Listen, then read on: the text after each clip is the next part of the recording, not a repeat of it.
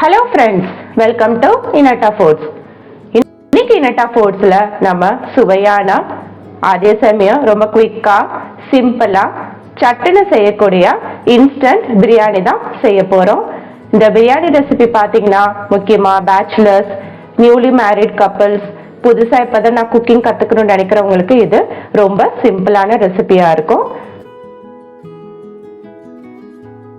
வாங்க வீடியோக்குள்ளே போகலாம். ஃபர்ஸ்ட் ஒரு அகலமான பேன் எடுத்துக்கலாம். நம்ம ஸ்டவ்வை ஆன் பண்ணிக்கலாம். 2 டேபிள் ஸ்பூன் அளவுக்கு எண்ணெய் விட்டுக்கலாம். நம்ம விட்டுருக்க எண்ணெய் காயட்டும். இதோட 1 டேபிள் ஸ்பூன் அளவுக்கு நெய் சேர்த்துக்கலாம். 2 டேபிள் ஸ்பூன் எண்ணெய், 1 டேபிள் ஸ்பூன் நெய் போதுமானது. நம்ம விட்டுருக்க எண்ணெயும் நெய்யும் நல்லா காஞ்சி வந்துட்டு இருக்கு. இப்போ நம்ம இதோட ஸ்பைசஸ் ஆட் பண்ணிக்கலாம். நம்ம இன்ஸ்டன்ட் பிரியாணிக்கு நான் இன்னைக்கு ஒரு ஸ்டார் அனீஸ், ஒரு பிரியாணி இலை, ஒரு துண்டு பட்டை, 2 கிராம்பு, ஒரு ஏலக்காய் ஆட் பண்ணியிருக்கேன்.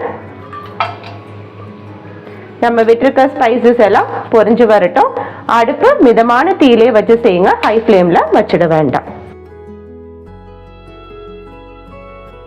இதோட 1 டேபிள் ஸ்பூன் அளவுக்கு இஞ்சி பூண்டு பேஸ்ட் ஆட் பண்ணிக்கலாம்.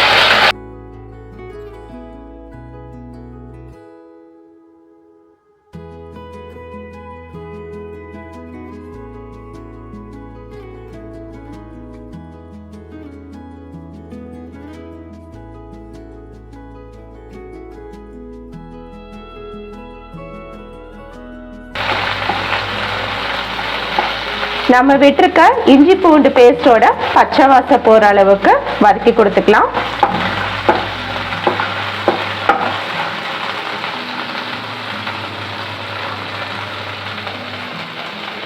இதோட 2 மீடியம் சைஸ் வெங்காயத்தை நீல வாக்குல கட் பண்ணி ஆட் பண்ணிக்கலாம்.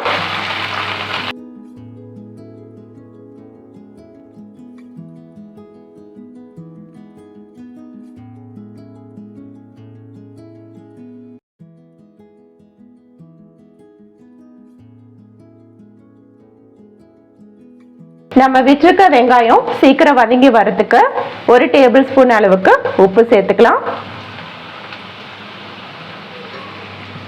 விட்டு ஒரு வதக்கி கொடுத்துக்கலாம்.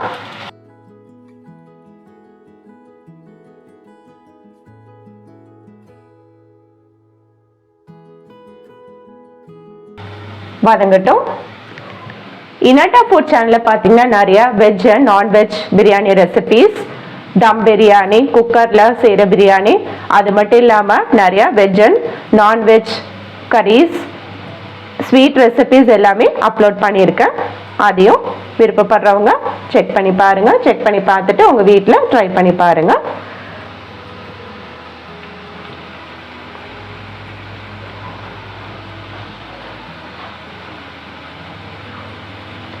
நம்ம விட்டுருக்க இந்த வெங்காயம் ரொம்ப வதங்க வேண்டாம். லைட்டா கிரன்ச்சி டேஸ்ட் வர அளவுக்கு வதங்கினா போதும். ஒரு லைட் பிங்க் கலர்ல சேஞ்ச் ஆனதும் நம்ம அடுத்த பொருளை போட்டுடலாம்.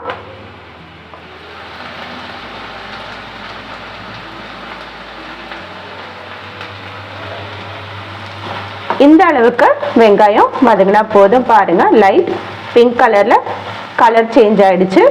இந்த அளவுக்கு நம்மளோட வெங்காயம் வதங்கினா போதும். இப்போ இதோட 3 பச்சை மிளகாய் சேர்த்துக்கலாம். பச்சை மிளகாவை நான் நடுவில் ஸ்லிட் போட்டு சேர்த்துக்கிறேன். உங்களுக்கு இன்னும் ஸ்பைஸியாக நம்ம இன்ஸ்டன்ட் பிரியாணி வேணும்னா எக்ஸ்ட்ரா பச்சை மிளகாய் ஆட் பண்ணிக்கலாம்.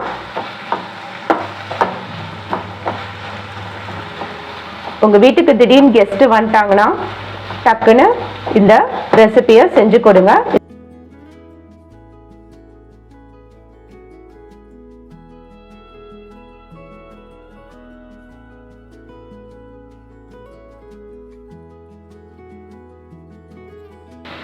நம்ம விட்டுருக்க மிளகாய் எண்ணெயிலே வதங்கட்டும்.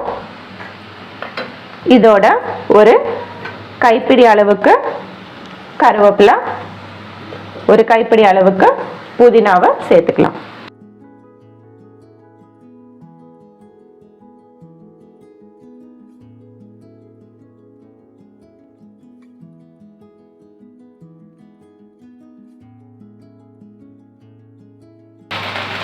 இது ஒரு மஸ்ட் ட்ரை ரெசிபின்னு சொல்வேன். ட்ரை பண்ணி பாருங்க. ட்ரை பண்ணி பார்த்துட்டிங்கன்னா அடிக்கடி உங்கள் குழந்தைங்க பிரியாணின்னு கேட்டாங்கன்னா இது நீங்கள் சட்டுன்னு செஞ்சு கொடுத்துருவீங்க. லஞ்ச் பாக்ஸில் இது ரொம்ப குயிக் அண்ட் சிம்பிளாக செய்யக்கூடிய ஒரு ரெசிபி.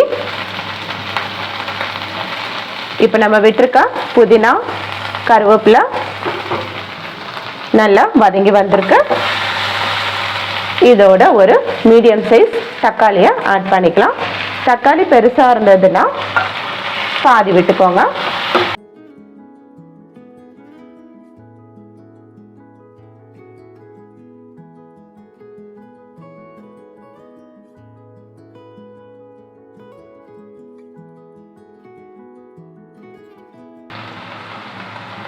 லைட்டாக கலந்து கொடுத்துக்கலாம்.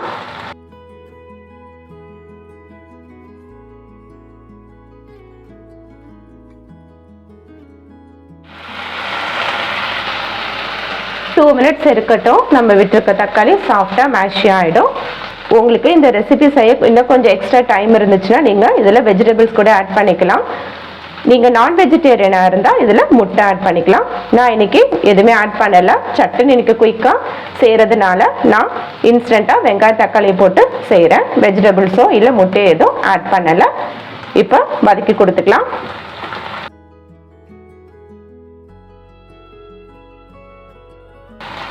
பாருங்க, நம்மளோட தக்காளி நல்லா மசிஞ்சிடுச்சு. இப்போ இதில் நம்ம 2 டேபிள் ஸ்பூன் அளவுக்கு பிரியாணி மசாலா ஆட் பண்ணிக்கலாம். நான் இன்னைக்கு கடை மசாலா பொடி தான் ஆட் பண்ணியிருக்கேன். 2 டேபிள் ஸ்பூன் அளவுக்கு பிரியாணி மசாலா மட்டும் ஆட் பண்ணால் போதும். ஆட் பண்ணிக்கலாம். ஆட் பண்ணிட்டு கலந்து கொடுத்துக்கலாம். இந்த ரெசிபிக்கு நம்ம வேற எந்த மசாலாவும் ஆட் பண்ண போறதில்ல. 2 டேபிள் ஸ்பூன் பிரியாணி மசாலா அதான் இதில் நம்ம சேர்க்குறோம். வேற எந்த மசாலா பொருளும் நீங்கள் ஆட் பண்ண வேண்டிய தேவை கிடையாது. அடுப்பு மிதமான தீயிலே வச்சு கலந்து கொடுத்துக்கோங்க.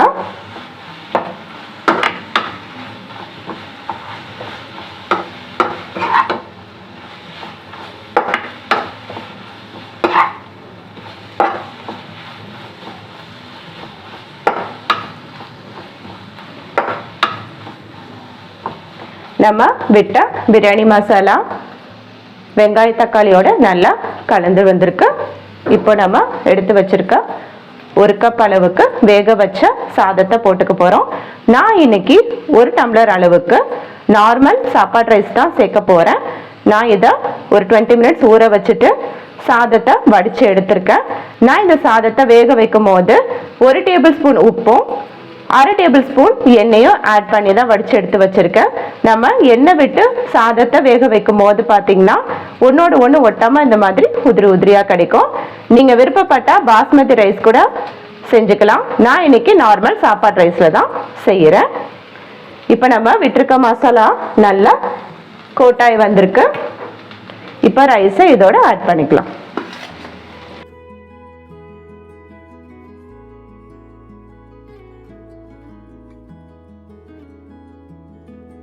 அடுப்பு மீடியம் ஃப்ளேமில் வச்சு 2 மினிட்ஸ் கைவிடாமல் கலந்து கொடுத்துக்கலாம். உங்களுக்கு சிக்கன் பிரியாணி பிடிக்கும், மட்டன் பிரியாணி பிடிக்கும்னா நீங்கள் சிக்கன் இல்லைன்னா மட்டன் மசாலா கூட இந்த பிரியாணி மசாலோட ஆட் பண்ணிக்கலாம். அப்போ உங்களுக்கு சிக்கன் பிரியாணியோ மட்டன் பிரியாணியோ சாப்பிட்ட ஒரு திருப்தி கிடைக்கும், ஒரு ஃப்ளேவர் கிடைக்கும்.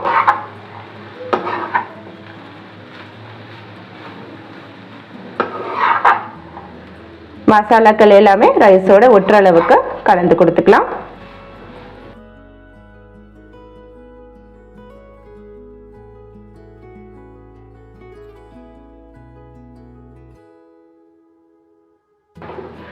நம்ம அதிகமான எண்ணெயோ நெய்யோ ஆட் பண்ண தேவையில்லை. 2 டேபிள் ஸ்பூன் எண்ணெய் 1 டேபிள் ஸ்பூன் நெய் போதுமானது. வீட்டில் இருக்க பொருட்கள் வச்சு சட்டன் செஞ்சிடலாம்.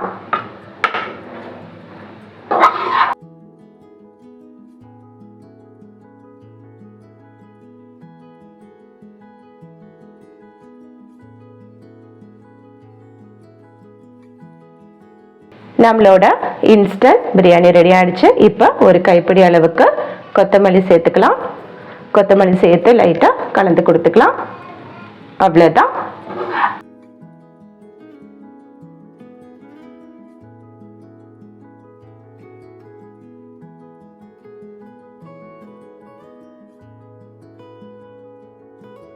இப்போ நம்மளோட இன்ஸ்டன்ட் பிரியாணி ரெடி ஆயிடுச்சு.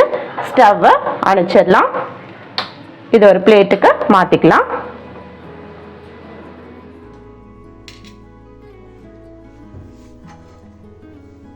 ரொம்ப டேஸ்டாக ரொம்ப சூப்பரான ஒரு ரெசிபி இது. முக்கியமாக இது லஞ்ச் பாக்ஸ்க்கு சட்டுன்னு செய்யக்கூடிய ரெசிபின்னு சொல்லலாம். இந்த இன்ஸ்டன்ட் பிரியாணியை உங்கள் வீட்டில் ட்ரை பண்ணி பாருங்கள். ட்ரை பண்ணி பார்த்துட்டு உங்கள் ஃபீட்பேக்கை கமெண்ட் பாக்ஸில் தெரிவிங்க. இன்றைக்கி இந்த இன்ஸ்டன்ட் பிரியாணிக்கு நான் ஒரு சிம்பிளான ரைத்தாவோட சர்வ் பண்ணுறேன். மீண்டும் உங்களை அடுத்த ரெசிபி மீட் பண்ணும் வரை பாய், டேக் கேர்.